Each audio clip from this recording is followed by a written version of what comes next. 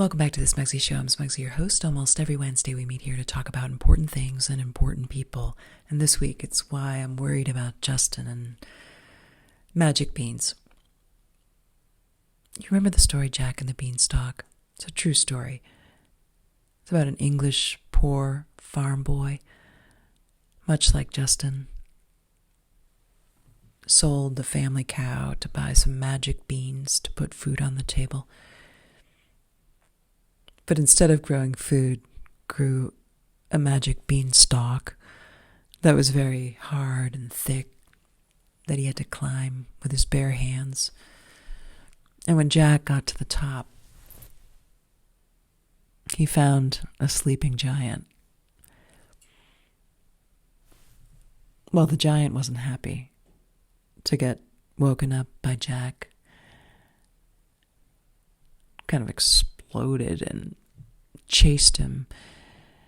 And Jack had to escape, but before he did, he grabbed some gold and made his way for the beanstalk and scurried down. But had to cut down the beanstalk to kill the giant, again using his bare hands, and it hurt, and he felt such shame and remorse that instead of using the gold to feed his family, he used the gold to buy more magic beans.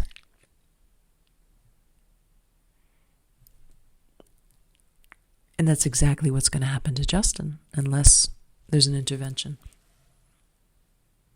On Wednesday, it wasn't just Justin's identity that was stolen and his bank accounts plundered, his medical records circulated on the internet when he made that call.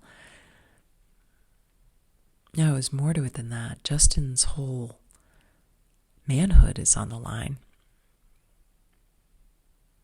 And that woman, the saleswoman, who finally answered the phone, a trained ear picked up immediately the Wuhan accent.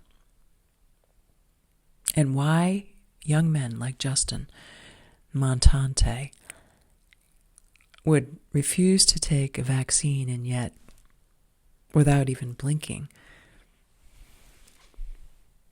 consume these magic beans from Wuhan, China, is beyond me, but that's what happens. And I think how they do it is they use ASMR.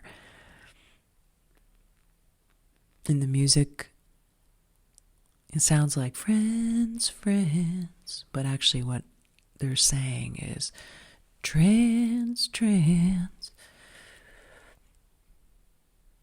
And so Justin, he's liable to take these magic beans, grow his magic beanstalk, cut it down to kill that giant, and be left feeling so disgusted with himself and this vicious cycle that he will soon find himself in like a gerbil on a wheel, just guzzling these magic beans because they're so inexpensive, growing all these beanstalks that really don't feed anyone, that need to be routinely manhandled, cut back.